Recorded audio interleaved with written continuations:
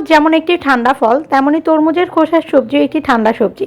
যারা লাউ বা চাল কুমড়ো খেতে পছন্দ করেন তাদের এই তরমুজের খোসার তরকারিও খেতে ভালো লাগবে, কারণ এটি খেতে লাউ বা চাল কুমড়োর মতো। এই গরমে ঠান্ডা সবজি খেতে চাইলে এই রেসিপিটি ট্রাই করতে পারেন। দেখে নিচ্ছি রেসিপিটি। এখানে একটা বড় তরমুজের 4 ভাগের 1 ভাগের তরমুজের খোসা নিয়েছি। খোসার ভিতরের পাশ থেকে লাল অংশটা ভালোভাবে ফেলে দিতে হবে। লাল অংশটা থাকলে তরকারিটা মিষ্টি লাগবে। লাল অংশটা কেটে ফেলে দিচ্ছি। এরপর অপর পাশ থেকে পিলারের সাহায্যে এই সবুজ অংশটাকেও কেটে নিচ্ছি। তরমুজের খোসার ভেতরে যে সাদা অংশটা, এই সাদা অংশটাই সবজি হিসেবে খাওয়া হয়। খোসার এপিঠ ওপিঠ ভালোভাবে কেটে পরিষ্কার করে নিয়েছি। খোসার মাছ বরাবর এভাবে কেটে নিচ্ছি। তারপর এই খোসাটাকে ছোট ছোট টুকরা করে নিচ্ছি। এখানে এই খোসাটাকে ছোট ছোট টুকরাই করতে হবে, বড় পিস রাখা যাবে না। এভাবে সবগুলো খোসা কেটে নিয়েছি। চুলায় একটি প্যান বসিয়ে এর ভেতর কিছুটা পরিমাণ পেঁয়াজ কুচি দিয়ে দিচ্ছি।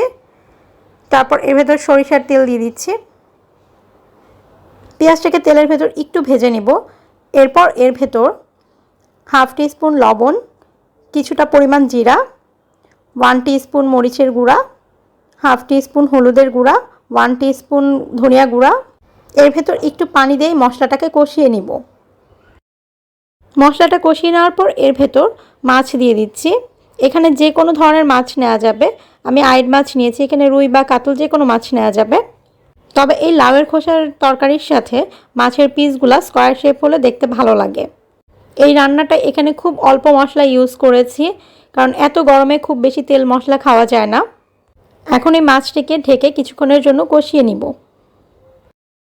টোটাল 10 মিনিট মাছগুলোকে ভুনে নিয়েছি। এখন মাছগুলোকে উঠিয়ে নিচ্ছি।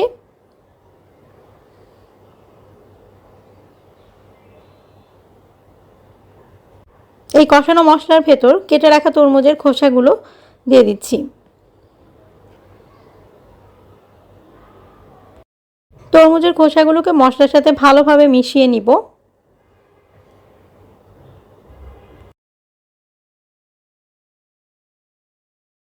এটিকে ঢেকে কিছুক্ষণের জন্য কষিয়ে নিব।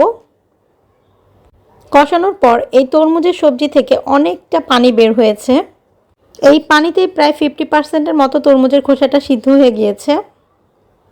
তবে তরমুজের খোসা সবজিটা সেদ্ধ হতে সময়টা একটু বেশি লাগে, এই জন্য এর ভেতর 2 কাপ পরিমাণ পানি দিয়ে দিচ্ছি। পানিটা ফুটে উঠলে এর ভেতর কষিয়ে রাখা মাছগুলোকে একে একে দিয়ে দিচ্ছি। একটু বলে দিচ্ছি, তরমুজের সবজিটা সিদ্ধ হয়ে যাওয়ার পরও কিন্তু একটু শক্ত শক্ত ভাব থেকে যায়। মাছগুলো দিয়ে দেওয়ার পর এটাকে ঢেকে ভালোভাবে সিদ্ধ করে নিচ্ছি। Thanks for watching.